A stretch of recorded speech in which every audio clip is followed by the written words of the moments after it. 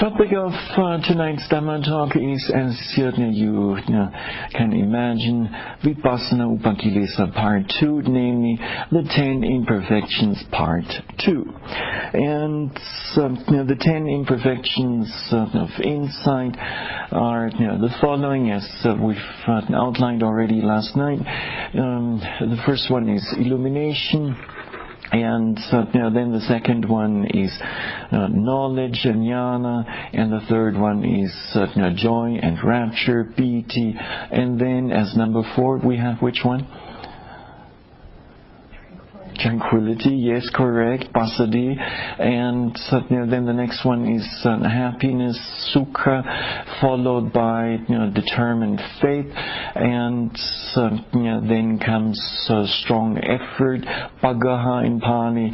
The next one is strong mindfulness, upatana in Pali, and the very last one is attachment, nikanti. Now, out of those 10 we've dealt with already 5, including happiness. However, I did mention though that under tranquility there are a number of other states that tend to arise together with it. And so when tranquility arises in our meditation practice as an imperfection of insight, then there's a good likelihood that which other mental state will also arise? Joy. That arises before the tranquility. Serenity, that's same thing as there we go, lightness, yes indeed. So the mental factor of lightness, lahuta in the Pali scriptural language, and this then has the results or will be experienced by a meditator as sometimes a tremendous amount of lightness during the sitting meditation, but this may also occur during the walking meditation. So meditators seem to be, or I like floating around, and as if their steps are cushioned, air cushioned. Now, the next, apart from lahuta, another mental state that tends to arise is known as malleability. And so the Pali term for this is mudutta, and the malleability refers actually to, two things, namely of consciousness, and then there's also malleability of the mind-body. And by mind-body, this is a technical term that simply refers to the body of mental states. So the entirety of the mental states or mental factors. Now, the interesting thing about malleability is that its character is certainly the subsiding of rigidity, and rigidity in Pali is given as tamba. And so in a moment or two I'll mention mental states that lead or that cause rigidity of mind. Now, the function of this malleability is certainly given as crushing rigidity of mind, and then it is manifested as non-resistance.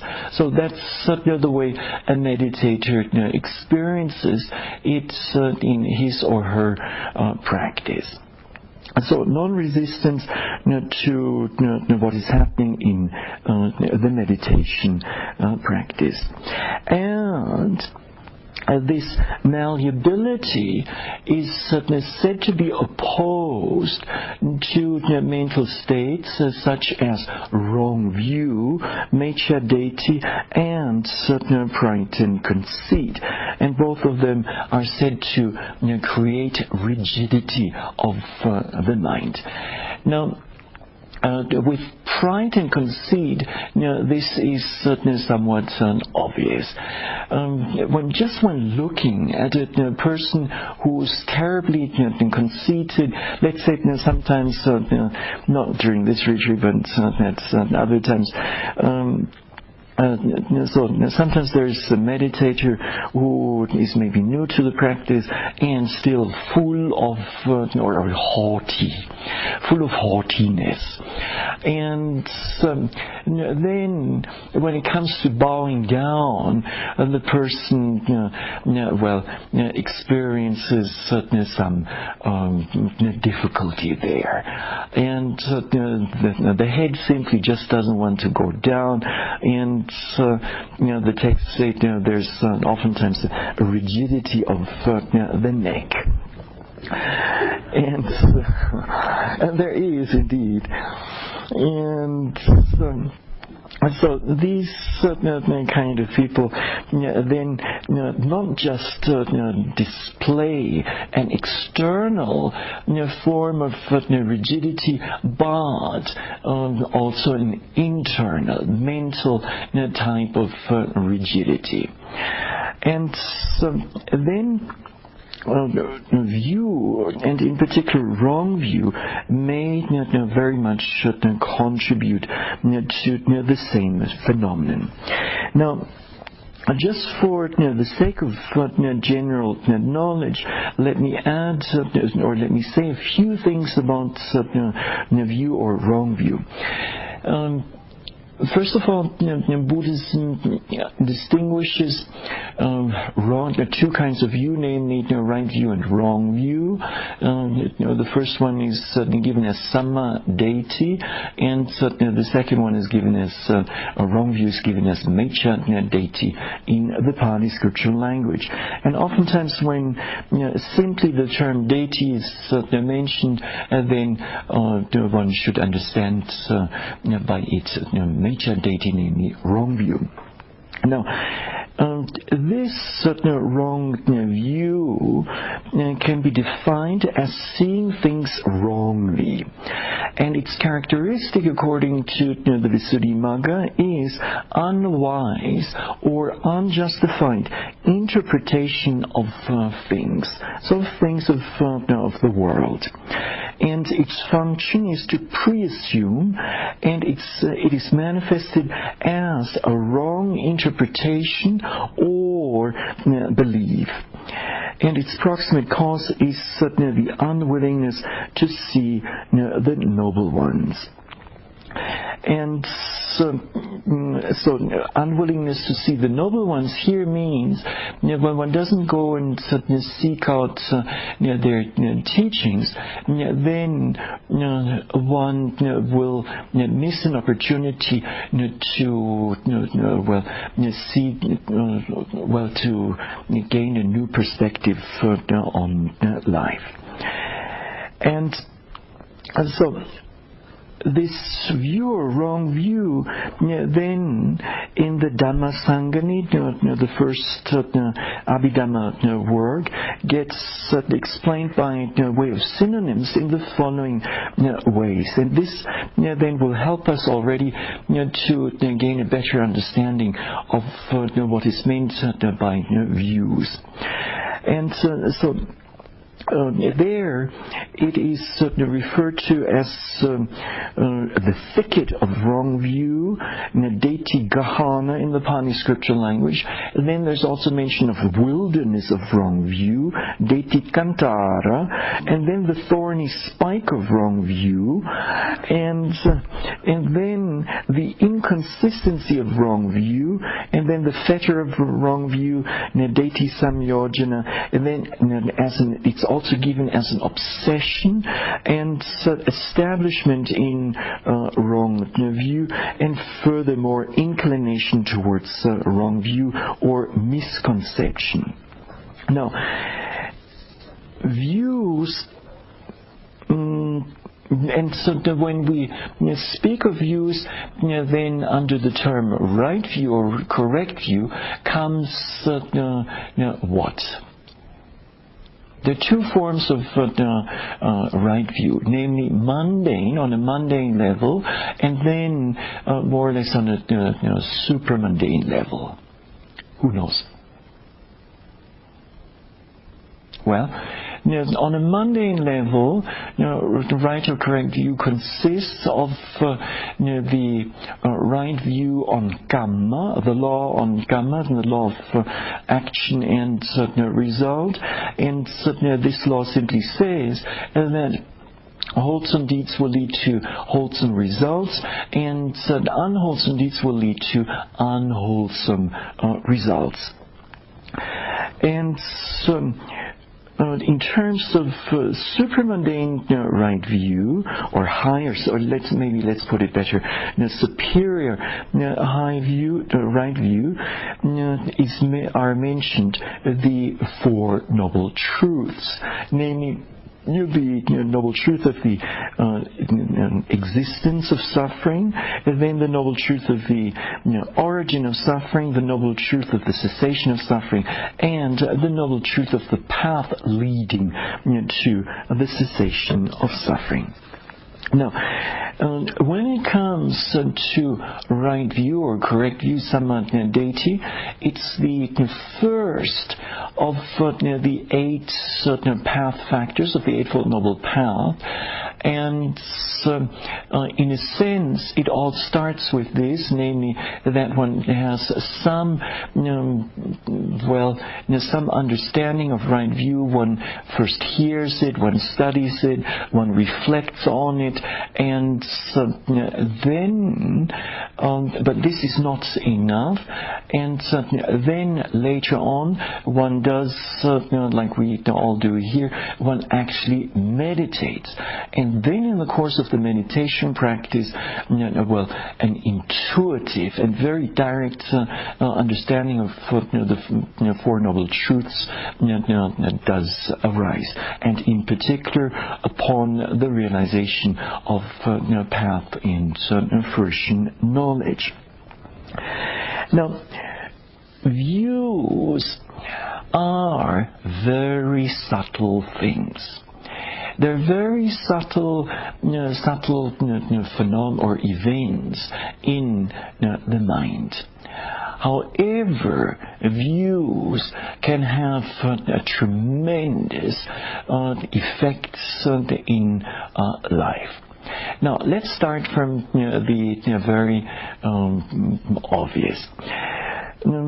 In the context of our Imperfections of Insight, it was mentioned yesterday that a wrong view, such as mistaking any of those imperfections to be the Nibbanic experience, or this may, then if this view is held onto and believed in, may lead to an ending of one's practice, stopping of one's practice. So one has all these wonderful experiences, like joy is there, and tranquility is there, and happiness is there, and the one then knows, okay, this is Dhamma delight, and the one then enjoys this and misinterprets this to be Nibbana, when of course it is not Nibbana yet. And thus, a meditator then may be misled to think, okay, the Dhamma has been attained, so now I can go home. And so that would be a huge mistake, because the practice is just in the process of developing and has not yet reached any supramundane level. Now, views govern, even though they're extremely subtle, but they govern what we eat. So in which sense?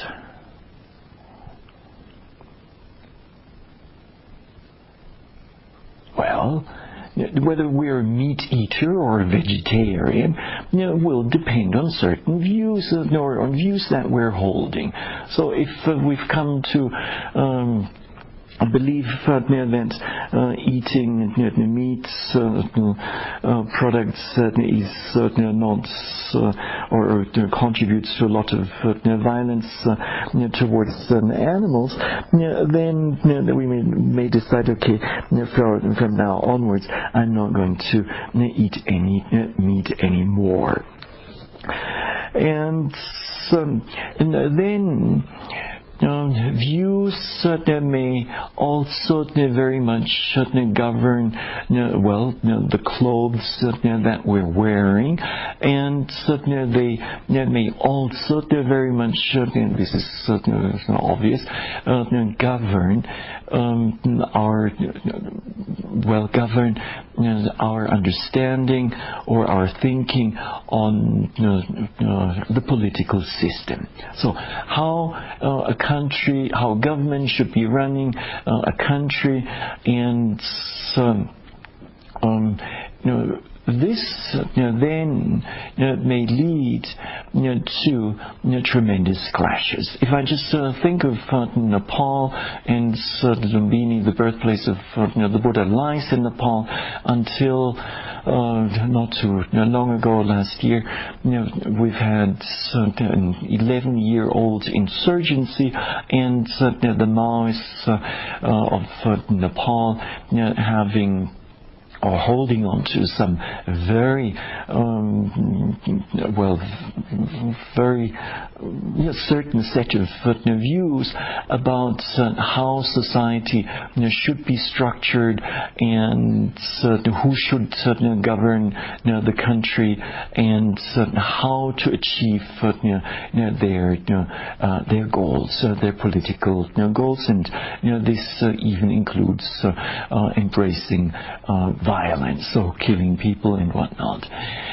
And so the views that the Maoists are holding, and likewise we can say the views that the government is representing, then determine how these two groups, government and Maoists, or now in between we have even more liberation groups and armies. So there's a whole variety there, and this then determines their actions. And at times this can be rather causing a lot of bloodshed. Now, views also occur in a religious context, and such as views about what to offer or what to sacrifice. And just to give you maybe one or two things along a spectrum. Well, in Buddhism there is, in Christianity, let's start with that.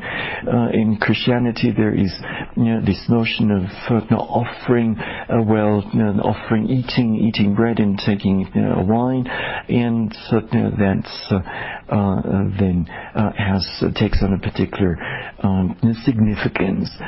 And then in Buddhism one would typically offer maybe a candle, or some flowers or some fruits, and the like.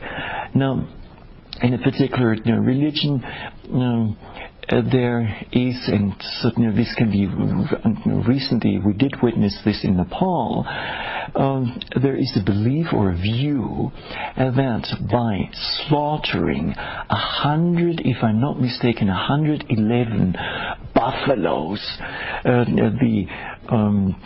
the destiny of the ruler of the country can be changed.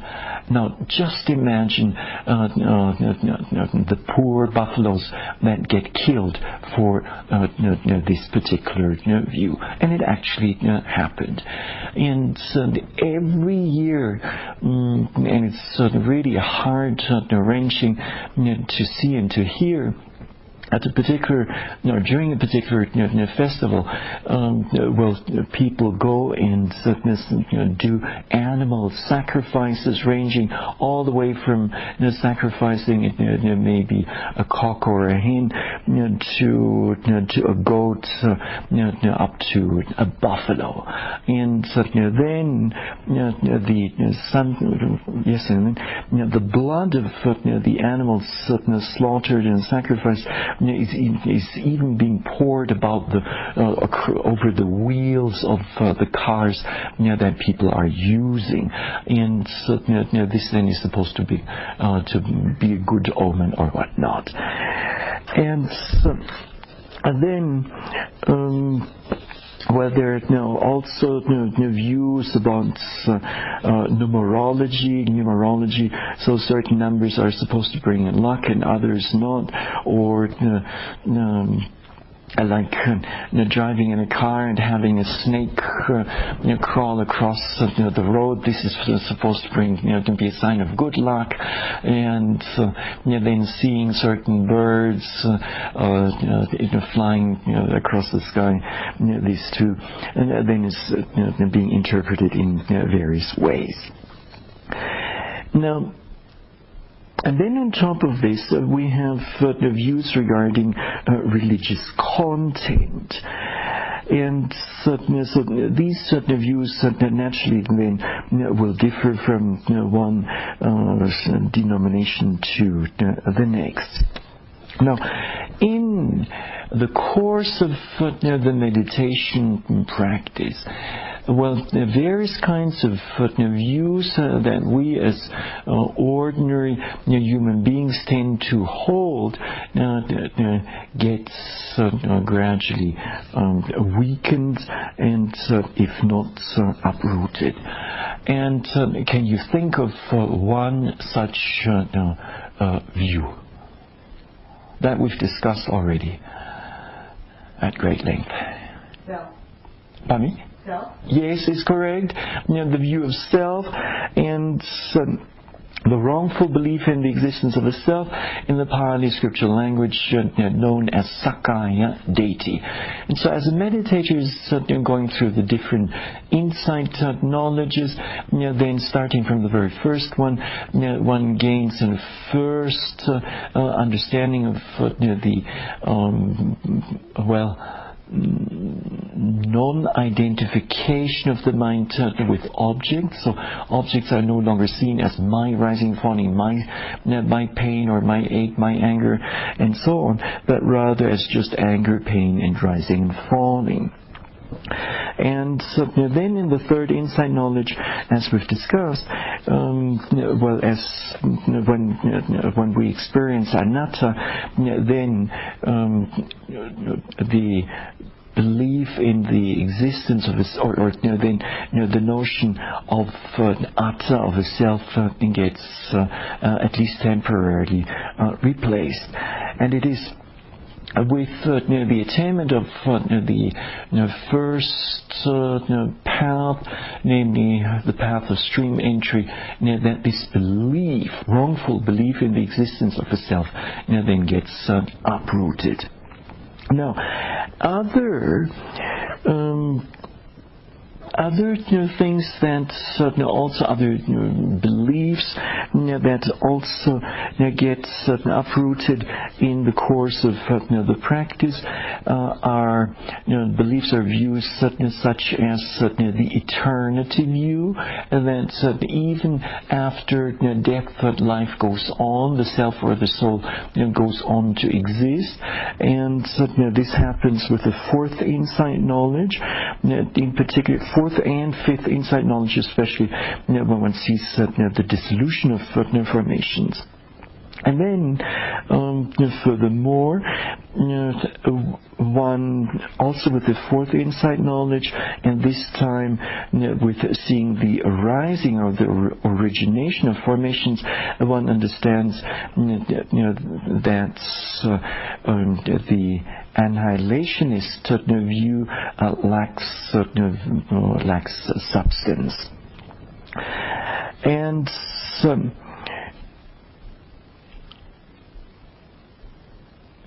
then there is another view that gets uprooted or weakened and uprooted through the practice, and this is the so-called ahetuka deity or ahetu pachaya deity, which is in brief translated in English as the no cause view. So believing that there is no particular cause to the phenomenon that we experience, and that things are happening, everything is predestined by fate, not faith. And so it is when a meditator experiences the second insight knowledge, which is the knowledge of discerning cause and effect, then this view starts shaking somewhat, because one realizes for oneself over and over again that certain formations are not happening without a cause, but that there is a cause.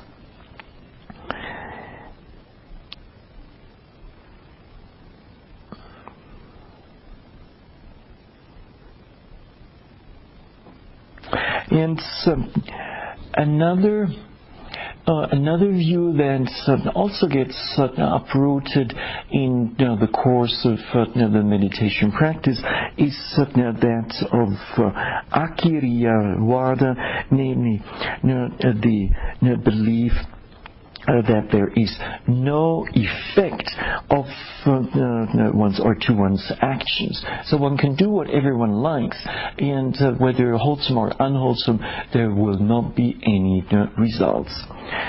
And so this then, and again in our meditation, as we develop wholesome mental states, we gain wholesome results, and we progress in our meditation practice. And in a very direct manner, we can see how when we leave the mind unguarded, that unwholesome mental states will arise, and these in turn will cause much suffering.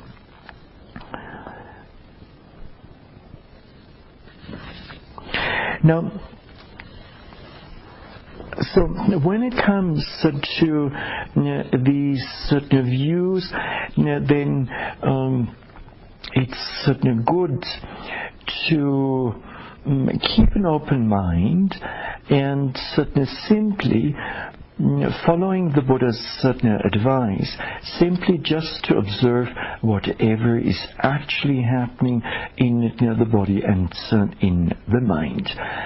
And the Buddha has described the Dhamma as possessing a particular quality, namely given in Pali as ehipassiko, come and see for yourself. So the invitation to come and see. And so not to take this Dhamma, not to buy into it, into the whole package, without testing it in any way. And as is well known, the Buddha has certainly made it very clear in his discourse to the Kalamas that one should not believe things simply because they've been handed down from one generation to another, or because some famous person is teaching these things, but rather one should subject every aspect of the teaching to a test and see whether it's really true or not. And one should then accept only that what one has found for oneself to be true. And so aspects of the Dhamma, of the Buddha's Dhamma, that still remain untested, not certainly clear. Well, one is well advised to simply put them into the pending file and then wait until one's practice develops further. And oftentimes, and that's the amazing thing, oftentimes certain questions that unresolved questions that have arisen over time with the deepening of one's meditation, then an answer comes up, or they find their answer. So maybe this much regarding views. So in our meditation practice, it's important to see that these views can influence our meditation much, and so to keep the mind quite free from them as much as possible. Maybe to give you one more practical example of what a view can do. Maybe 20-30 years ago, meditation practice in the West was kind of socially something that only people at the edges of society would, or at the periphery of society, would indulge in or engage in. But now, unfortunately, things have changed, and so now meditation in this country has become even a mainstream activity, nothing unusual, and certain people are even supportive of it. So maybe 20-30 years ago, even if a person would have had the inclination and all the qualities to do the practice successfully, simply just because the social view or the general the view of the general public was against meditation, well, this then prevented many people from actually doing the practice. Now, other mental states that might arise together with tranquility are given as kamanyata in the Pali language, which is wieldiness of the mind, and its characteristic is the subsiding of unwieldiness, and its function is to crush that unwieldiness, and it is manifested as success of the mind in making something an object of observation. And then the next one is that of proficiency, and it's pagunyata in the Pali scripture language, and its characteristic is that of healthiness of the mind, and its function is to crush the unhealthiness of the mind, and it manifests as absence of disability. And this proficiency, pagunyata, is opposed to things that create a certain unhealthiness of mind, such as a lack of faith and so on. And the rectitude or straightforwardness as a mental factor we've discussed already yesterday.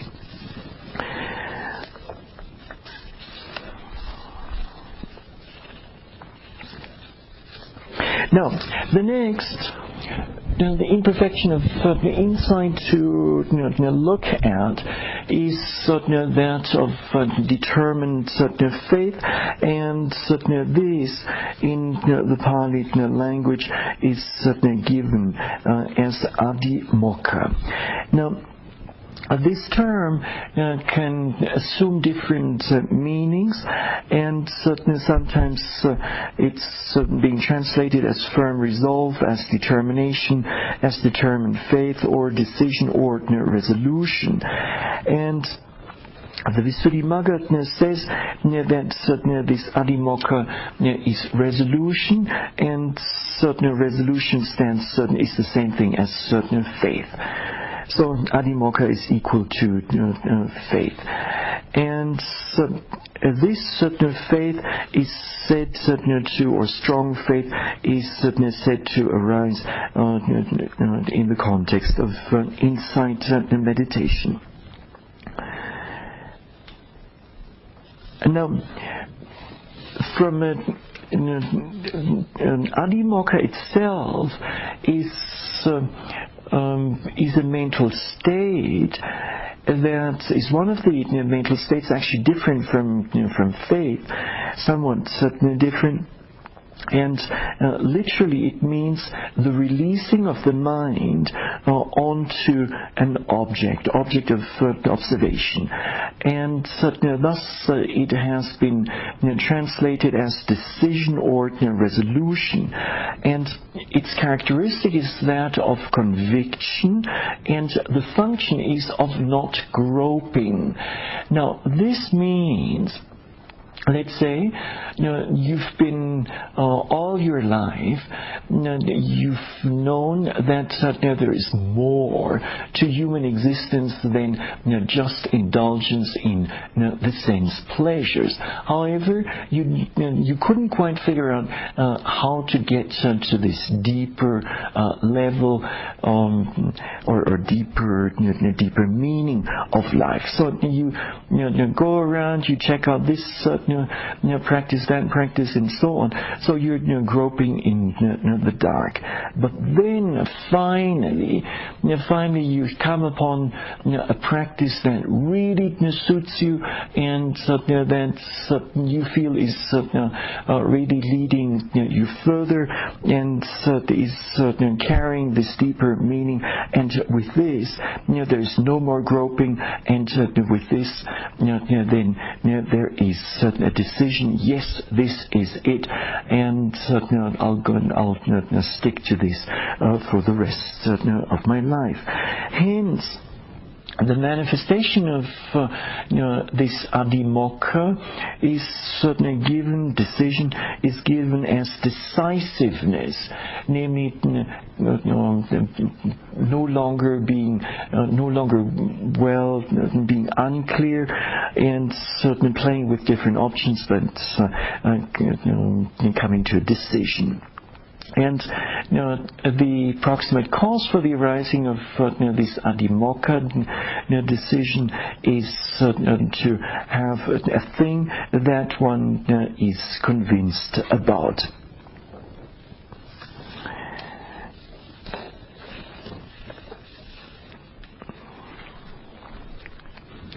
Now, the Venerable Mahasiddhata of Burma explains it as follows. He says it is a very clear faith and confidence that arises together with a noting and observing mind. And so he says that because of the presence of this strong faith and confidence, the mind is free from impurities, and thus the mind is very clear. Now, there is a logical explanation for the arising of this determined faith in our meditation practice. And so what do you think leads to adimokkha? What kind of experiences? Insight knowledge. The insight knowledge is the direct experience, your own direct experience. Yes. Yes, in a general sense, yes. And if you think in terms of the imperfections,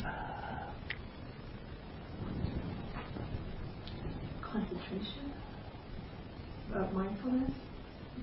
Well, they all contribute. Very simple. Experiences like joy and then tranquility and happiness, especially those three in it, plus for some the illumination and also the strong or unerring, keen, incisive, sharp knowledge. So when a meditator has all these wonderful experiences, naturally one develops lots of faith in this practice. Like previously, I've never had these kind of experiences, at least not to this extent. And now, all of this is happening. This is just, fabulous.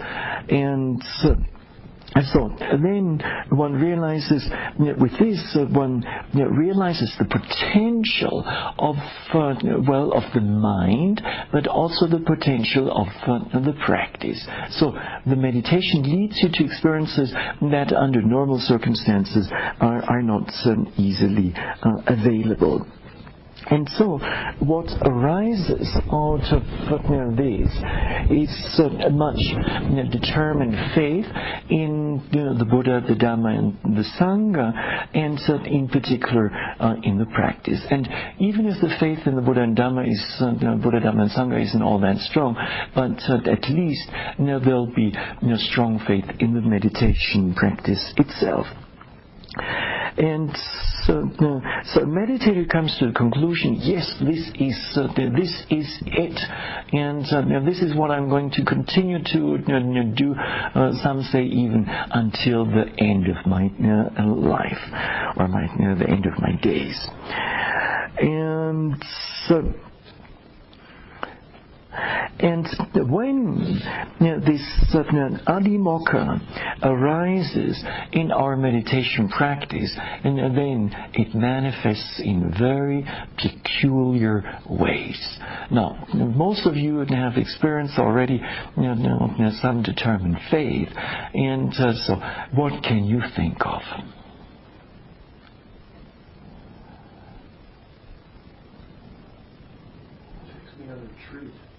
Oh, it takes me on a retreat. Yes. Good. And what next? There's many manifestations here. Yes, Jeff. It keeps you on a difficult object when you're observing. It keeps you on a difficult object. Yes, this might.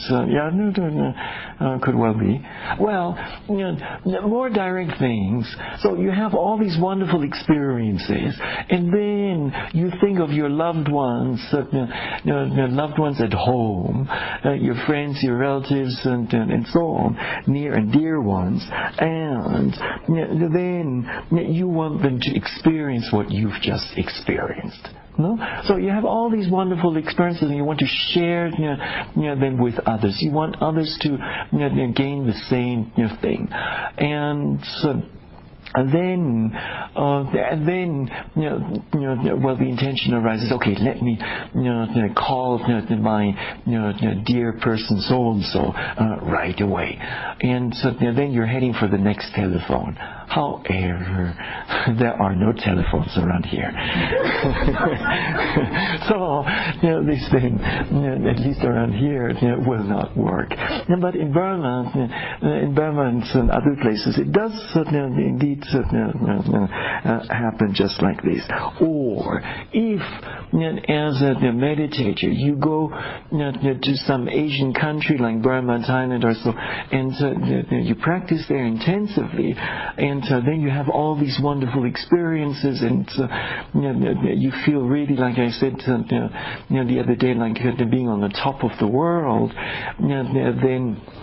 Then and so the telephone is out of question, then you might find yourself writing long letters and describing all the experiences that you've had, and then asking the other person, please go and book the ticket or get the next flight to one of these Asian countries, and come and join me in the retreat or for the retreat. And so, well, for some it doesn't take these forms, but it's more limited to the near, the people around. And so if a meditator has had some outstanding experiences, then he or she may take a look at the other meditators in the group and find, oh, that meditator over there is not practicing all that well, and seems to be a little bit sluggish. Maybe I should talk to this person and encourage this person. And then one gets off on a missionary run. And then another manifestation that's not too unusual either of this determined faith is that the meditator has all these wonderful experiences, and then sees the Buddha statue up there and reflects on the serenity of it and the outstanding nature of the Buddha himself as a person, as a teacher, and one thinks of the Dhamma, of the Sangha, and one starts bowing, slowly, mindfully, the first time, the second time, the third time, the fourth time, the fifth time, and it goes on like this many times. And one might even be shedding some tears because one is so emotionally, or emotionally somewhat agitated. And there are some meditators, and these are usually the somewhat more confident meditators who, while on retreat, while they're having all these wonderful experiences, already in the mind write their first Dhamma talks. Namely, the Dhamma talks that they're going to give once they get back home. And some take it even a step further. They arrange not just the first few Dhamma talks, they already plan their career, their future career as a Dhamma teacher. And so whether this is useful or not, I don't know. At least at this point, one thing is for sure, and at this point one is well advised to simply just label all of this, to recognize this as determined faith, and then not to get carried away, and then to go back to our ordinary labeling and ordinary non-reactive observation and knowing the nature of what is going on. And if one does so, then all of this will gradually subside, and one will be quite okay again.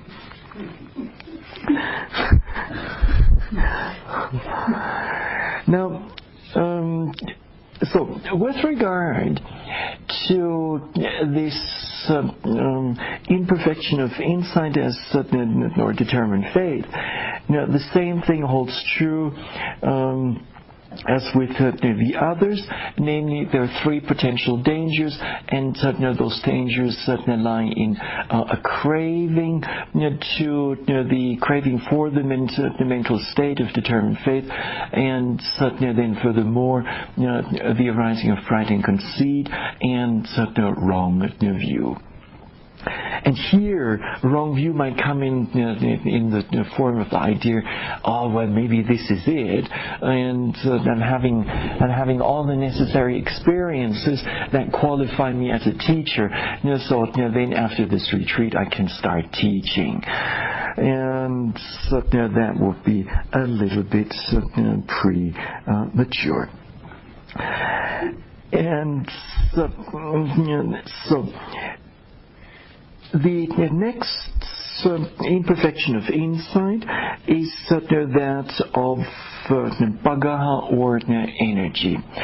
And the way this manifests is that a meditator simply all of a sudden has lots of energy at his or her disposal. And early on, one was suffering from a lack of energy and much sluggishness, dullness of the mind, and so one could barely get oneself or pull oneself through a sitting and barely do the walking meditation. Now, once the bhagaha is there, the meditation is a piece of cake.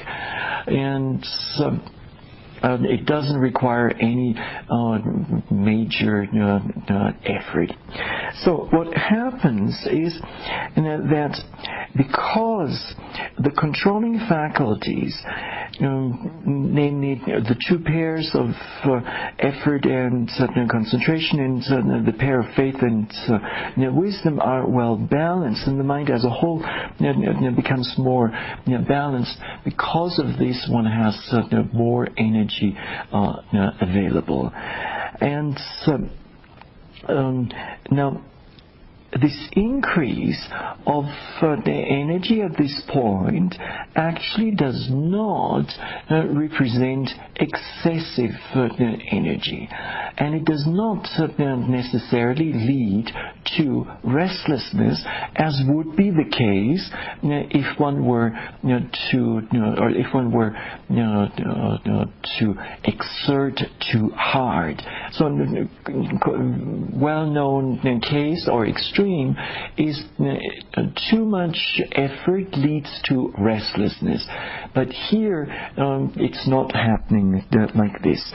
And so the effort that is present here, the energy that is present at this point, is an energy that is neither, or an effort that is neither too lax nor too strained. So just right. Now, the way this certain energy then manifests in one's certain meditation practice is certainly quite obvious. A meditator finds certainly that all of that certain sluggishness, sloth and torpor and so on is gone, and so the mind is alert, awakened, energetic, and then one also finds that one can easily sit for longer stretches. So if previously one barely managed to do 1 hour, now one can do a sitting of an hour and a half, 2 hours, some meditators even up to 3 hours. And so it's not really all that difficult to do. And same thing in the walking meditation. The walking meditation unfolds quite easily. And then let me see. At this point in the practice, meditators find, or may find, that previously, towards the last sitting or during the last sitting of the day, they would frequently get really drowsy and have a really hard time to get through that last sitting. But now, the situation changes, and despite of the fact that it's the last sitting of the day and it's been a long day, yet the mind is still filled with energy. And some meditators furthermore experience that for that they wake up earlier in the morning, the mind is all refreshed, and the body is also well rested, even though one has slept less than one would ordinarily do. Now, another manifestation of this bhagaha at this point in the practice is that some meditators go on practicing sitting, walking, not sitting, walking without lying down, not only during the daytime but also during the night. And so one finds oneself to be the last person in the hall at night, and then there's still a lot of energy left. One really doesn't feel tired, one doesn't feel like going to bed, and one then decides to push it a little bit. And then one does some walking meditation, that goes well. One sits for another stretch, that also goes well. And then after that one feels one still has some energy left. There's no other meditator around, and one does walking meditation, sitting meditation throughout the whole night. And then and one is the first person in the hall when one is the only person in the hall throughout the night, and then to greet those who come in after having slept several hours. And so this kind of an energetic practice is possible sometimes for a 24-hour period, certainly for some, even for a 48-hour period, and for in rarer cases, even more than this. Now, when it happens like this, when one has much energy available or at one's disposal, then one should not waste the opportunity by going to bed at 7 p.m. Or let's say by 8 o'clock, but rather put it to good use. And this then will further and deepen one's practice. Now, the dangers are the same, namely, they occur in the form of craving, of pride and conceit, and wrong view. So one is well advised not to buy into these, and simply when there is one finds there is strong effort and the energy is coming naturally, then to be mindful of this and to label it, to observe it, and to know it, and simply go on practicing. Now, the eighth imperfection of insight is that of strong mindfulness, upatana, and this upatana actually means establishment, and this term is used in the connection of satipatthana, so establishment of mindfulness. Now, the mindfulness that is referred to here is again a mindfulness naturally that arises in the context of insight meditation, and it is a mindfulness that comes naturally, that comes effortlessly.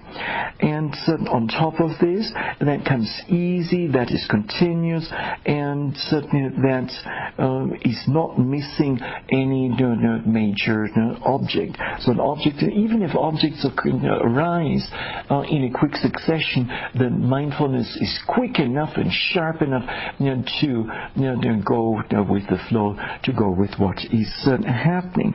So it's swift and also very sharp and light, and we can say at this point the mindfulness is dynamic in nature. Now, this contrasts greatly from the mindfulness that we experienced before, which tended to be much slower and oftentimes still missing the predominant object of observation.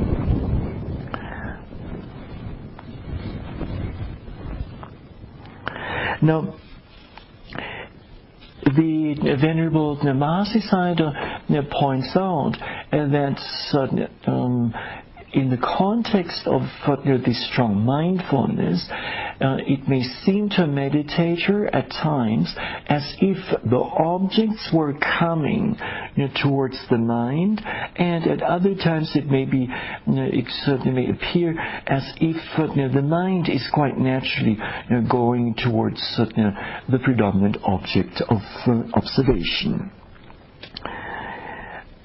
And so again, because one's mindfulness is so so sharp and outstanding and has these wonderful qualities, a meditator may be misled to think that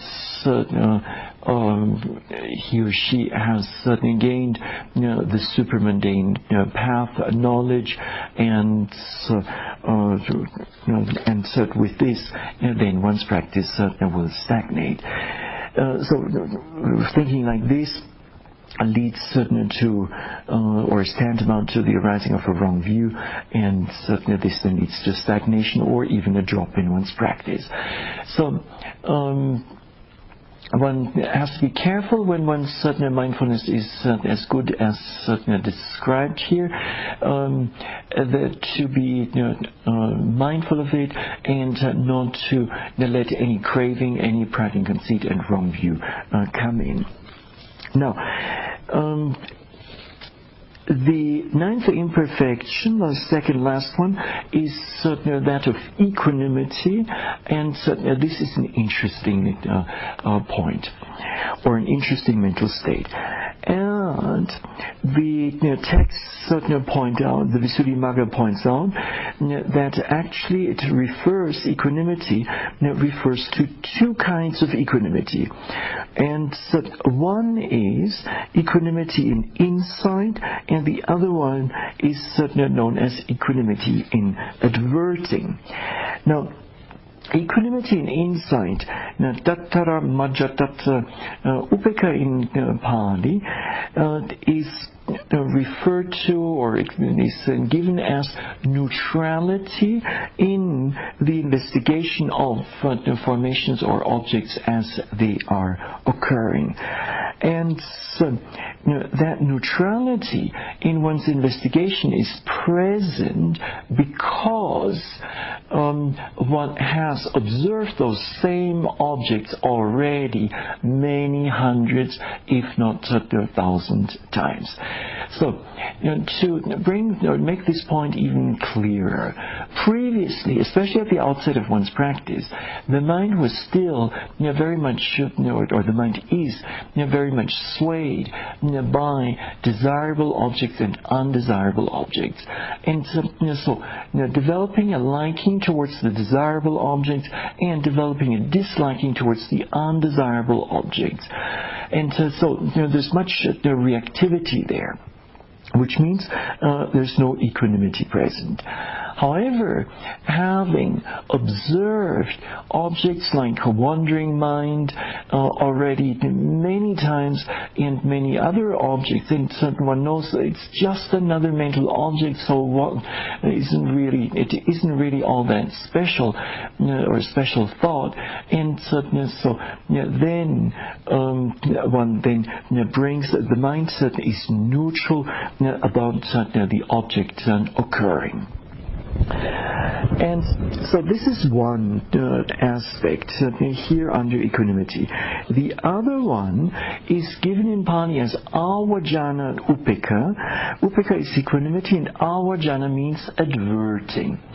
Now, adverting or advertence refers to that particular function of consciousness that adverts to the next object. So, let's say we're sitting in meditation, and then we hear some thunder.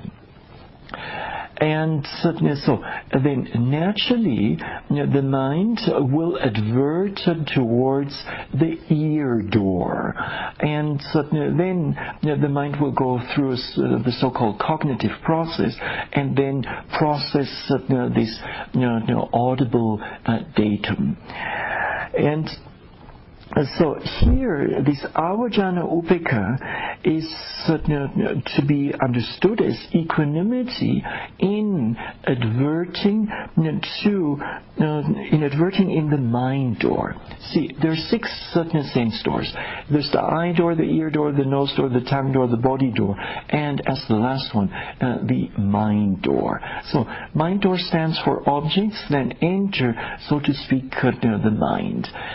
And so this covers objects that may arise in the mind door are your memories, are your mental states, and then also your feelings, and then the awareness, the knowledge of some bodily sensation, and so on and so forth.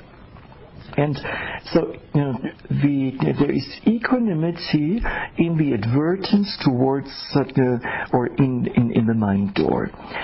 And this advertence, it is said, is working very incisively and in a very sharp manner, and as sharp and as quick as a flash of lightning.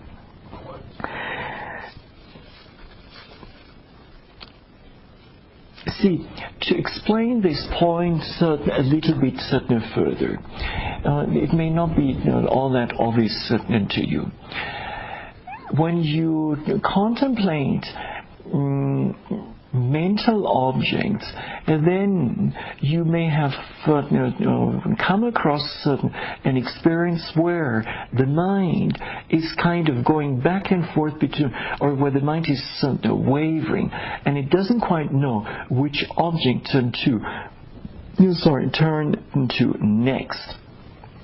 And so maybe there's some undesirable object, and even though it's quite predominant, the mind doesn't want to go there.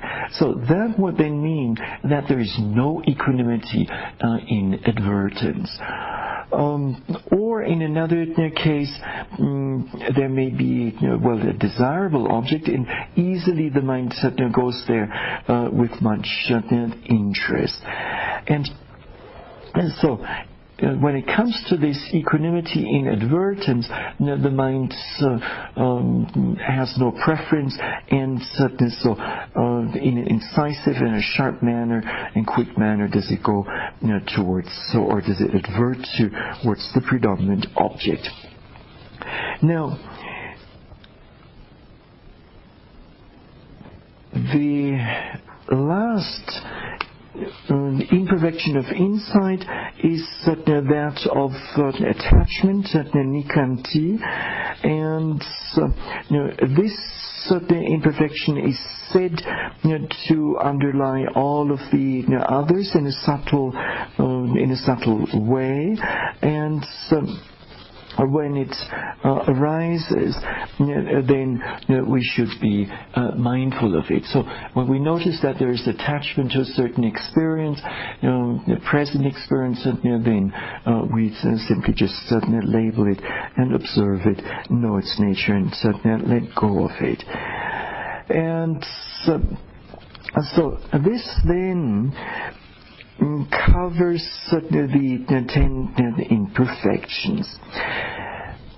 Skilled and professional meditator will go through this phase governed by the 10 imperfections, and will not be influenced by the imperfections, and just will remember to be mindful of whatever object arises, and without developing any craving, pride and conceit, and a wrong view, nor getting attached to the respective experience. And as a result of this, the person will quickly cross these 10 imperfections, and with this then the practice will move on. Now, this particular phase where the imperfections arise represents a rather distinct point in one's meditation practice. And when we and in terms of the 7 purifications, it is known as the purification by knowledge and vision of what is the path and the not path. So there's mention here of the correct path and the not path. And the not path lies in getting attached to all these experiences, indulging in them, celebrating them, and wanting more and more of them. And the correct path simply lies in remembering to be mindful and just to label and observe and to know whatever comes along. So this then represents a major crossroads or junction in our meditation practice. Now, from a practical point of view, even though a meditation teacher may remind meditators over and over again, don't get attached to these experiences, they will frequently not hear it, and or will say yes, and then in the actual the meditation will forget about the advice, and they will just get totally attached to the experience. And however, and getting attached to the experience and then experiencing Dhamma delight over and over and over again, but there is an inbuilt mechanism.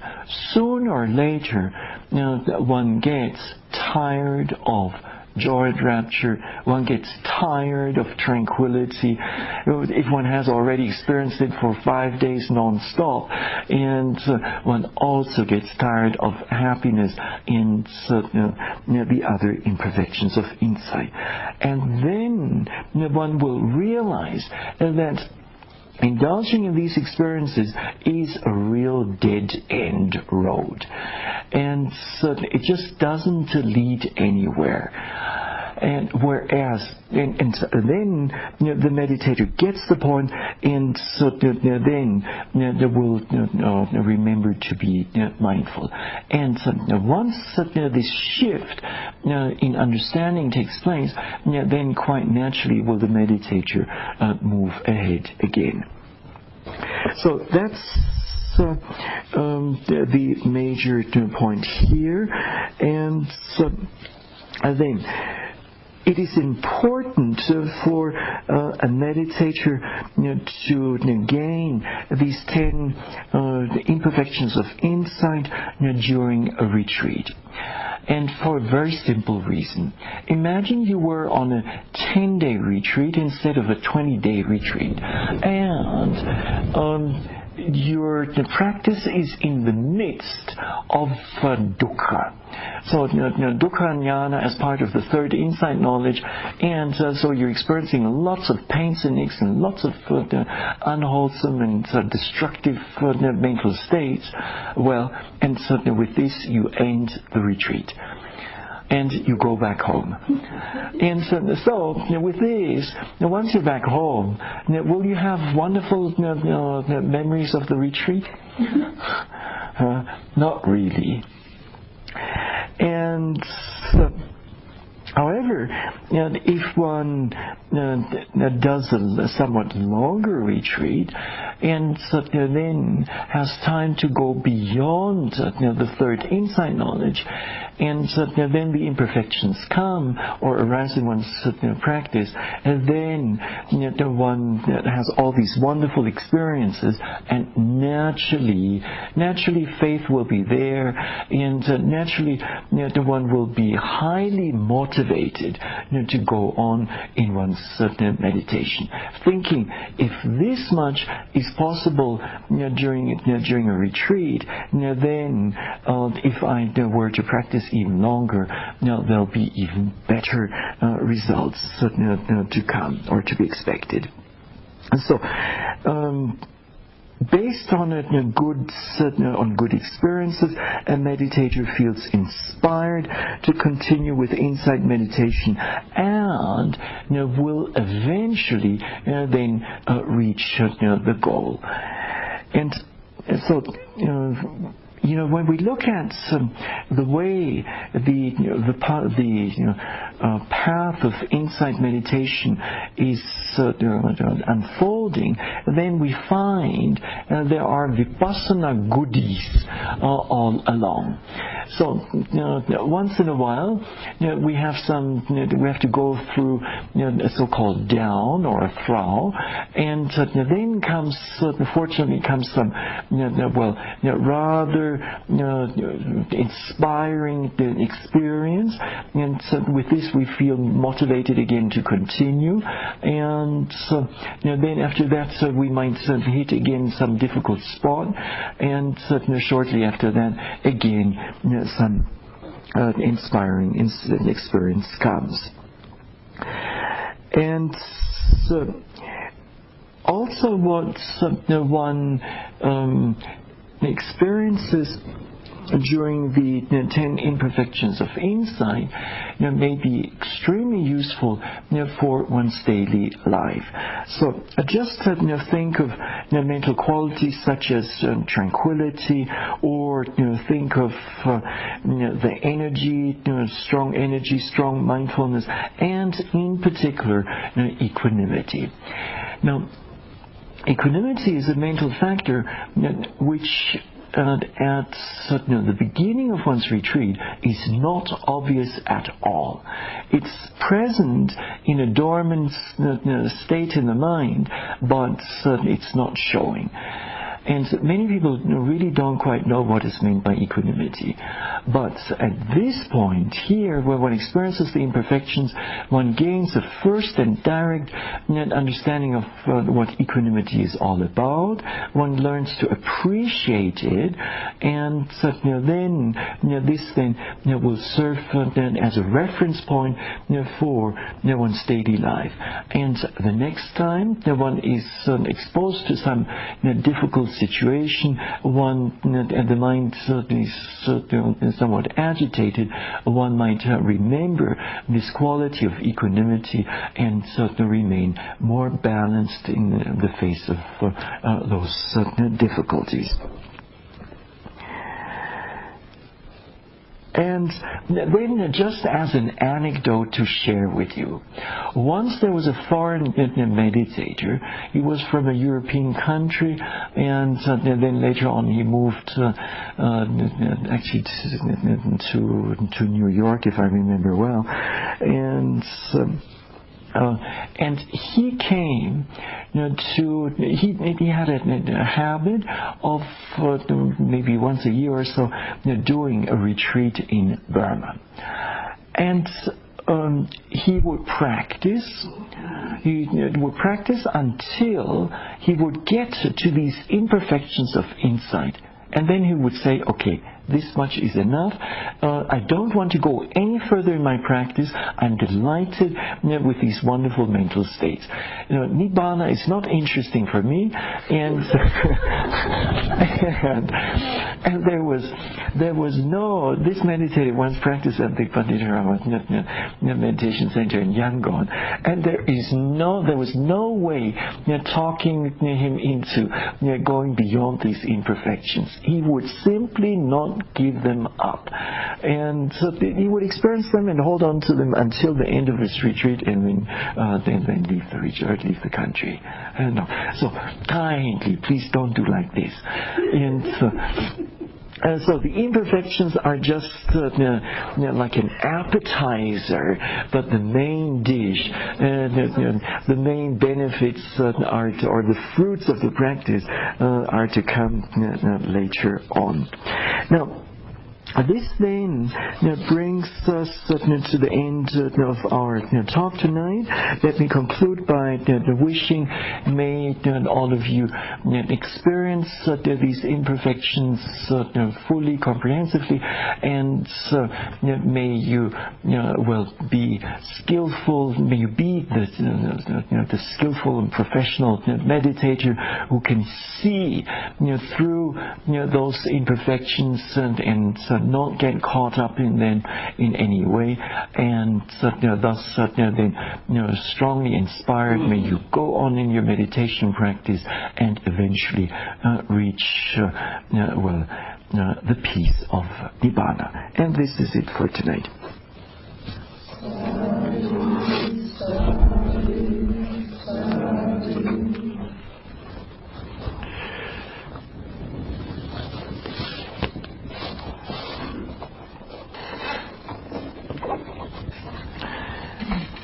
Do you have any questions?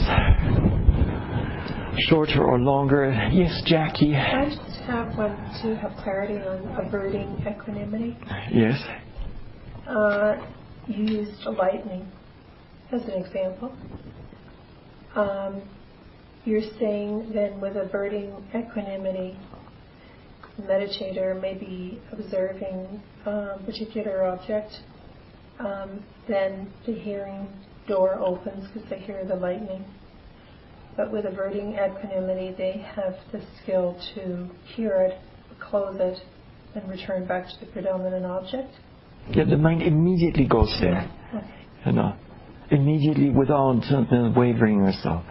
And without wavering and without reacting, I suppose. Okay, and then any other comments, questions?